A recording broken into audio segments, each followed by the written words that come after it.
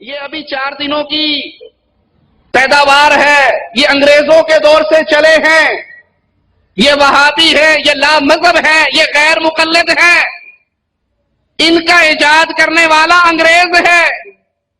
آئیے ہم آپ کو بتاتے ہیں ہم ہیں کون، ہمارا تعارف کیا ہے، ہماری پہچان کیا ہے، ہم کس کو پوجتے ہیں، کس کے طریقے پہ پوجتے ہیں، ہم کس کو مانتے ہیں۔ ہم اہل السنہ والجماع ہیں، ہم اہل الحدیث ہیں، ہم اتنے ہی پرانے ہیں جتنا اسلام پرانا ہے۔ ہمارے ایک ہاتھ میں رب کا کلام ہے، ایک ہاتھ میں محمد رسول اللہ صلی اللہ علیہ وسلم کا فرمان ہے۔ ہم عبادت رب کی کرتے ہیں، پوجا رب کی کرتے ہیں، پوجا کرنے کا طریقہ مدینے والے محمد رسول اللہ سے لیتے ہیں صلی اللہ علیہ وسلم۔ ہمارے لیے قرآن و حدیث کی تعلیمات حرف آخر ہے۔ ہم دین اسلام کو ویسے سمجھتے ہیں جیسے محمد کریم نے اپنے اصحاب کرام کو سمجھایا۔ ہم سلف صالحین کے ماننے والے، ان کے منہج پہ چلنے والے، ہمارے لیے دلیل عرش والے کا قرآن، مدینے والے محمد کریم صلی اللہ علیہ وسلم کا فرمان۔ ہم اپنے آپ کو کسی شخصیت کے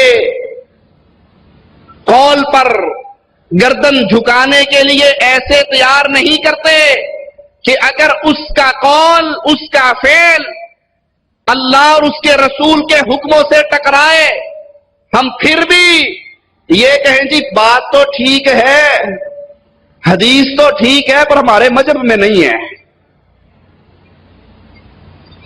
ہم قرآن کی آیت سن کر پھر یہ نہیں کہتے جیسے اصول کرخی کے رائٹر نے لکھا، قرآن کی آیت ہمارے امام کے قول کے خلاف آئے، تعویل کرنے کی کوشش کریں گے، اگر نہ کر سکیں گے تو کہہ دیں گے یہ آیت منسوخ ہے۔ ہم یہ نہیں کہتے۔ ہمارا ایمان و عقیدہ کیا ہے، ہماری سوچ اور منہج کیا ہے؟ ہمارے سامنے رسول اللہ صلی اللہ علیہ وسلم کی صحیح حدیث آ جائے، دنیا اس سے ٹکرانے کے لیے کھڑی ہو جائے، کائنات کے ہر آدمی سے ٹکر لے سکتے ہیں، محمد مصطفیٰ کی حدیث کو نہیں چھوڑ سکتے۔ ہم نے کسی کو اپنے لیے اس مقام پہ فائز نہیں کیا جس مقام پر محمد رسول اللہ کو عرش والے رب نے کیا ہے۔ جو اس کے پیچھے چلا وہ اللہ کی اتباع کرنے والا، عبادت کرنے والا ہے، اور جو مصطفیٰ کو چھوڑ دیتا ہے وہ رب کی جنت کو چھوڑ دیتا ہے۔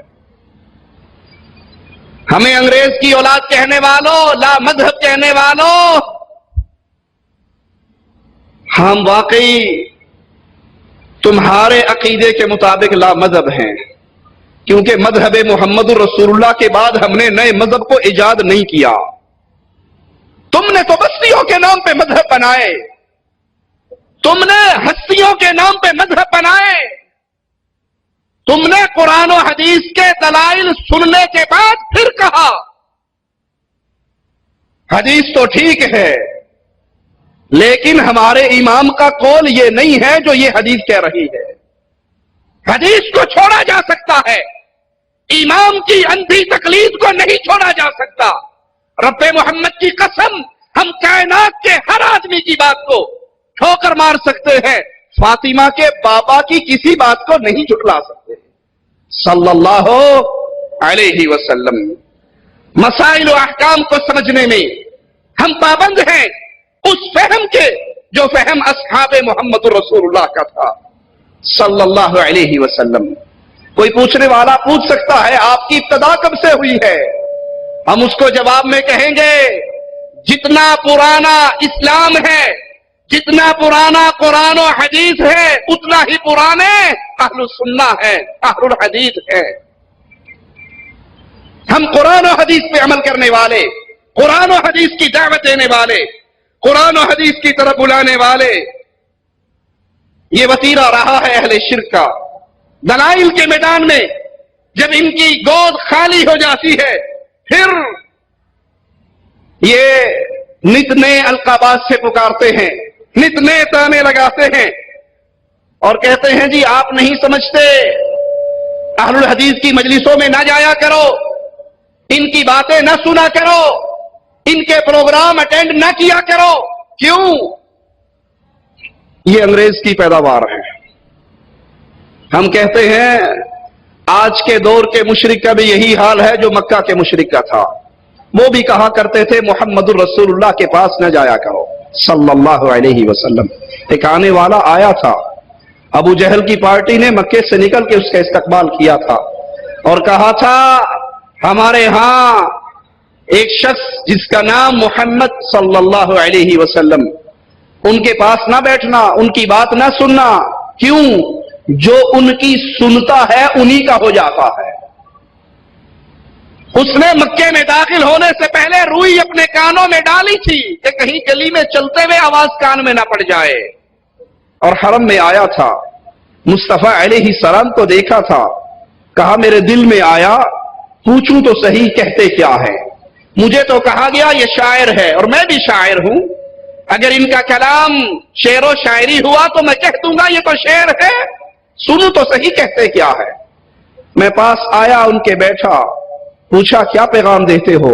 मुस्तफा अलैहि सलातु वस्सलाम ने इरशाद फरमाया, कुरान हकीम की ये आयत तिलावत फरमाई, ये सूरत, इन्ना अअतैनाकल कौसर फसल्लि लिरब्बिका वनहर इन्न शानियका हुवल अब्तर।